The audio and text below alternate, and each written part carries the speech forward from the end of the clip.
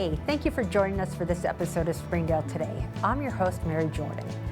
Today we're chatting with Springdale Public Schools Coordinated School Health and Treehouse Pantry Coordinator, Janet Hornberger, Cobblestone Farms Garden Manager, Rodrigo Menocal, and Food Corps Educator, Kerry Carpenter.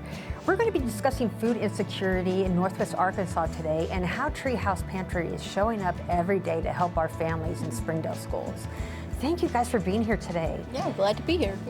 When I was a journalist out in the real world, I wrote the very first story about Treehouse Pantry when you guys opened up. So I was so excited to see the work that you guys are doing here, and I'm really excited about this conversation today.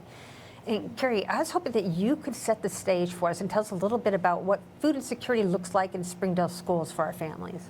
Yes, I'd be happy to. Thanks for welcoming me here. Well, first of all, food insecurity, what that really means is not having enough to live the life you're meant to live a healthy life. Unfortunately, Arkansas now ranks #1 for food insecurity in the nation. So we are looking at a pretty serious problem in the state of Arkansas, and it's not really a problem of scarcity of food as much as it is cost of food, access. They did an estimate of the percentage of the population experiencing hunger in Arkansas and said in 2023 that it was about 19% of the population. But recently, a statewide assessment was done that said, that published in October of 2025, said the numbers are closer to almost 30% of people in the state experiencing food insecurity. So, Wow, that's very sobering. Yeah, and so for me as a food corps educator at Walker Elementary in the Springdale School District, that means out of 563 people at Walker Elementary, we're talking about 140 children that are dealing with hunger and food insecurity each day. So it's pretty significant. Yeah, 140 too many, right? Yes, and that's right. just one Agreed. school. And Janet, to that end, what can you tell us about how and when the Treehouse Pantry started and how it's evolved as it's continued to grow and flourish? Okay, this is the Treehouse Pantry's 5th year in operation, and the idea was to combine all of the little small pantries that schools had in their buildings, and not all the schools had them, and they tried to help families out when they could, but if we brought it all together and concentrated it in one space, we could expand our scope of families that we were able to reach and also bring in community partners and stuff that could help and really just do a lot more in one location, centrally located within the district. That's amazing. And then Rodrigo, you and Cobblestone Farms have helped to create a fresh produce opportunity here at Treehouse Pantry. What can you tell us about what that partnership with the pantry looks like? Well, Mary, thank you for having us here today. Yeah, like Kerry mentioned earlier, I think food insecurity here in Arkansas, it's a very serious problem. I believe 19% of the population don't have access right now to fresh and healthy produce. So I think that's the main reason why, as Cobblestone Farms, we decided to start this beautiful partnership with Treehouse Pantry.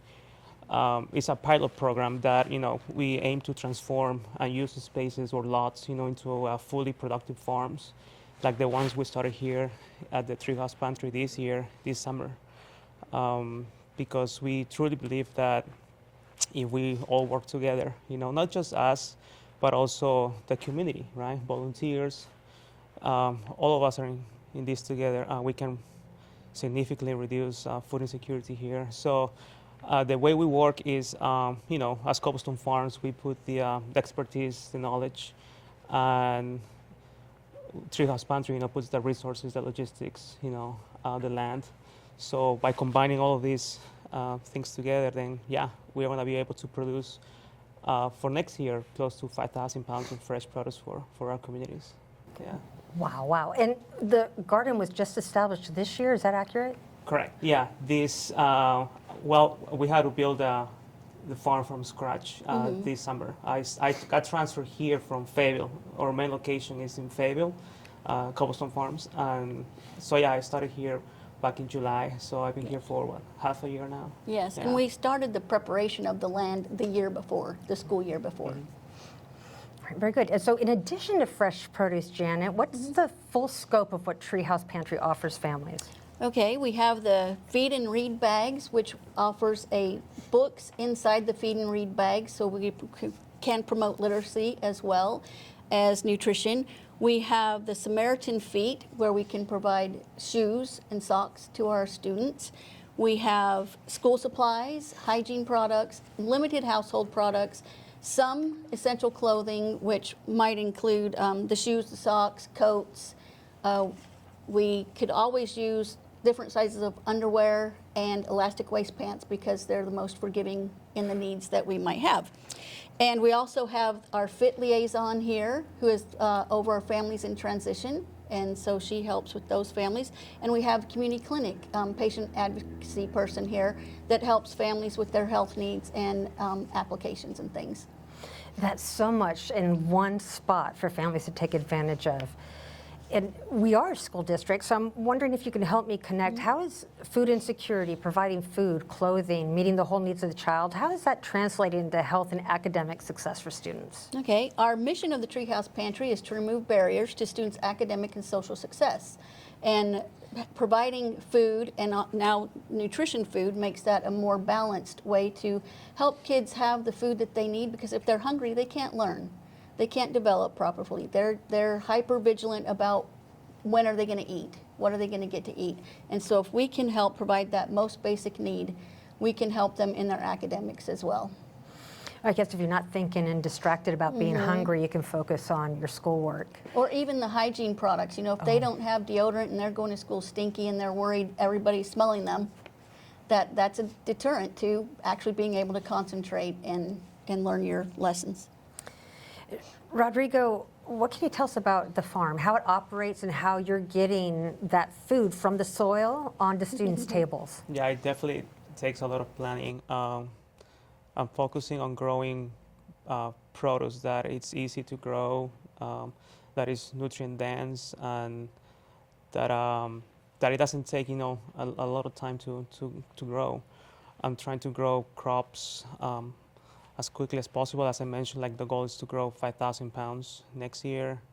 And so yeah, I harvest almost every day to make sure that we have like available produce ready for delivery. We have deliveries on Tuesdays and Thursdays. Yes, Correct. the Treehouse Yeah. Pantry delivers to Tuesdays and Thursdays, and we've also been taking the produce on Wednesdays to car rider lines and handing it out directly to parents and families. How would families find out about that? When you car rider lines, is it at the school? At the school. Oh, okay, so they basically talk to their school office and find out more information? Well, we have a sign-up sheet sent out, and we go to certain schools that have signed up, and we'll try to spread the love all around as much as we can. Okay. And Treehouse Pantry, you have shelves of canned goods and items. What's the value of introducing fresh produce to families in addition to shelf-safe items? Right. It helps with the nutrition, balanced nutrition for the students, which also helps with their academic learning, their attendance, it just overall well-being of the students. It helps, and they really like it. Our families really like the fresh produce. They would prefer to eat the fresh produce, and so we're happy to be able to provide that to them. We are chatting with Springdale Public Schools Coordinated School Health and Treehouse Pantry Coordinator Janet Hornberger, Cobblestone Farms Garden Manager Rodrigo Menocal, and Food Corps Educator Kerry Carpenter, and we're talking about food insecurity in Northwest Arkansas, particularly Springdale schools. Kerry, can you share a story or a time where you saw families just really benefit? There was no way that you could question the value of what you're doing for families just based on what you saw and observed. Well, I would love to talk about what I saw when I first came to the Treehouse Garden, because our 4 food educators that are in the cohort in the Springdale area came here for a meeting with Janet and Rodrigo, and we got to tour the garden. And I took pictures that I sent to my kids with a message that said, this is not an AI-generated image, because that garden is so beautiful and everything looks fake. It's so perfect. So what came to my mind was how providing fresh food is really important, but providing quality, beautiful rainbow chard that's all these different colors that just brightens your day just to look at it, the beauty of it, is changing the way families are interacting with food. And if you've never tried Rainbow Shard and the first time you try it, it's this beautiful, flavorful, nutritious experience that is going to change how you interact with that food for the rest of your life. So you're going to try it the next time. People don't have the luxury right now with limited resources to experiment at the grocery store, right? They go to the grocery store and they buy what they know their families will eat, what's inexpensive, trying to make, you know, the budget work. And so if you have had the opportunity to try something so wonderful and nutritious, you now can trust that, you know, you can bring that home and it's not going to waste. So that really had an impact on me. Just seeing that was just a magical thing. So. Jen, is there a moment you could think of where you really saw the impact for the Treehouse Pantry on district families? Yes, I have a couple actually. When we were giving away fresh produce at one of the schools, one of the little boys was able to carry the bag, and before he even got to the car, he was tearing pieces of the leaf off and eating it with a big smile on his face. So that was one happy little boy. And then another is I've heard just the gratitude that people have, and sometimes even with tears in their eyes, that how much it means to them that there's a place that they can come to and that we can help. How do you help families have dignity in a situation like that? Nobody's coming to the Treehouse Pantry because they necessarily want to be in the situation. So how's the Treehouse Pantry really helping families have dignity, ownership, and respect through a situation like that? Well, they get to work with their social worker, counselors, and nurses at their schools. And so it's not necessarily where they have to come here. But we when they do, of course, we welcome them, glad to have them here, and we share what we can. We've also had cultural liaisons work with us and UAMS with the cultural preference toolkit and things like that. So we try to tailor the bags that we send out to the culture that they are, so that we can, you know, not give something to somebody that we know that culture does not eat. So beyond the sheer volume of food, how do you guys gauge the success of something like this beyond what you're sending out the door? Okay. Our vision is community partners equal community success. And one of the ways that we can gauge the success of the Treehouse Pantry beyond the pounds of food or the numbers of people that we feed is community partners that want to come and take part and help support us. When they come and visit the Treehouse Pantry and they see what we're doing, they get excited about it. And they go, oh, I want to be a part of that. And so that's one of the ways. Also, other school districts hear about what we're doing, they come and visit, and they want to emulate what we're doing in their school districts. So that's another successful aspect. And are you guys seeing impacts on student health and in community engagement through these endeavors? Oh yeah, How so? I think more and more people are becoming more interested in their health, especially after what happened in 2020 with the pandemic. And more people want to learn how to grow their own food and learn where the food comes from. So I think that's a big factor when it comes to for people coming here to the farm and volunteer and learn. Also because they want to get healthier, they want to disconnect from their weekly routines. I was one of them in the past. I used to work in an office environment and I got sick, but thanks to farming, I got my health back. So I know that it works. It's true, so more and more people want that, yeah. Mm-hmm. Janet, what about the future for the Treehouse Pantry? What's the biggest challenges it's facing, and what opportunities for growth do you see for it? Okay, well, we have grown quite a bit. When we first started doing our drive-through food giveaways, we started signing up 600 families, then it went to 800, then it went to 1,000. And we've expanded this year to include lockers outside, so families can come to the Treehouse Pantry and pick up their bags of food at their convenience, whether according to their work schedules or their transportation schedules that they have available. And we're always looking to expand and grow and learn more. We go to other pantries so that we can see what they're doing. It's like, oh, that's a good idea. We want to use that here. And we're always also equally want to share what we're doing as well. But the biggest things that we have is space and funding. those are the challenges. The biggest opportunity we have is more community, community partners equal community success, and so we can expand our capacity to serve more families. So how can people in Northwest Arkansas get involved and contribute to the mission here? Okay, the Treehouse Pantry is always interested in having volunteer opportunities at drive-through food giveaways. We have like 35 to 50 people here volunteering, students that come. So we can have people volunteer to supervise lunch. We could have people volunteer to provide lunch that day for them. We have, you could hold a food drive at your workplace or in your neighborhood. You can volunteer in the garden. You can also donate food, hygiene products, essential clothing, underwear, elastic waist pants, and we always accept donations of monetary value. And families, if they're looking for assistance from the Treehouse Pantry, how would they go about obtaining that? Okay, families that are looking for assistance, talk with their social worker, counselor, or nurse at one of their student schools. They don't have to go to all of them or talk to all of them. Usually it's the social worker, and we like to do that so the social worker can visit with the family and assess, other needs that they may have and be able to provide resources beyond just the food. We're here to help get over the crisis at the moment, but there may be other things that they could use assistance with as well. And so then the social worker, counselor, or nurse sends us an electronic referral. We fill it, send it back to the school so the family can pick up there because it's generally closer to them than here. They can utilize the lockers, and in some instances, we do home deliveries. Okay, and is it open to Springdale family schools? Yes, we serve our enrolled students and their families and our staff. So what am I missing, guys? What part of this conversation is there to still have that I didn't consider before we got together today?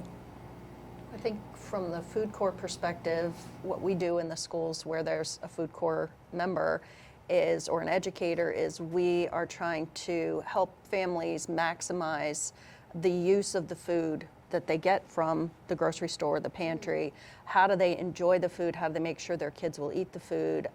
Just developing more food literacy, an understanding of ways that you could serve that food, make it the most nutritious that it can be, and trying to connect students and their families to activities like container gardening and saving seeds and using food scraps. We have a spring family planting event planned that we're working on that we are hoping to invite family members to come out and do some planting with their students in containers that we have recycled from the cafeteria. So our cafeteria child nutrition workers have been saving massive numbers of tomato sauce cans and other things that they've opened up that we're cleaning and sanding down and making available for the kids to decorate and then the families to plant, so that, as Rodrigo said, families want to learn how to grow things and they don't always have very much space to do it in. So helping them understand how much you can actually grow in a small space, even something as small as a container, could be impactful in their food independence. So I think that's something that Food Corps is trying to do, and just being a community partner with amazing agencies like Treehouse. I'm a big fan of container gardening, and all of our beds are raised or in containers, and the amount of produce just for my two-person family that we produce every year is pretty amazing. Right.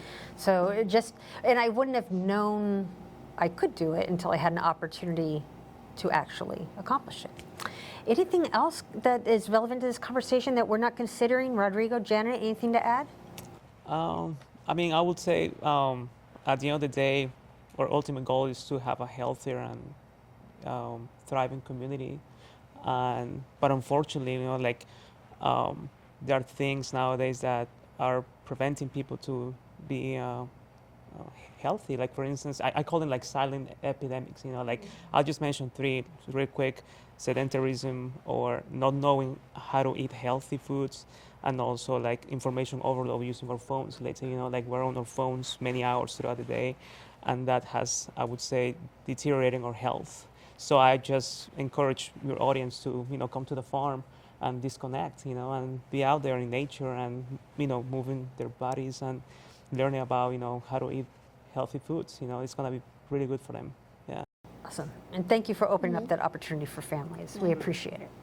So I'd just like to say that we're all part of the school district family, the Springdale School family, and that's the heart of the Treehouse Pantry, is just welcoming and enveloping all of us together and helping one another.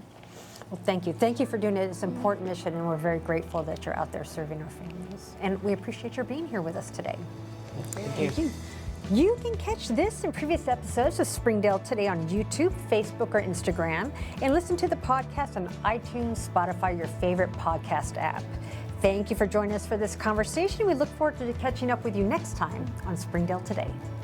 Springdale Today is a production of the Springdale Public Schools Communications Office. The podcast is hosted by Mary Jordan and is produced and edited by Micah DeLacy. Be sure to subscribe to Springdale Today for free on your favorite podcast platform. And don't forget to follow Springdale Today on social media for episode updates and behind-the-scenes conversations. Thank you for listening. We hope you join us in the future as we continue to learn about the amazing stories happening in Springdale today.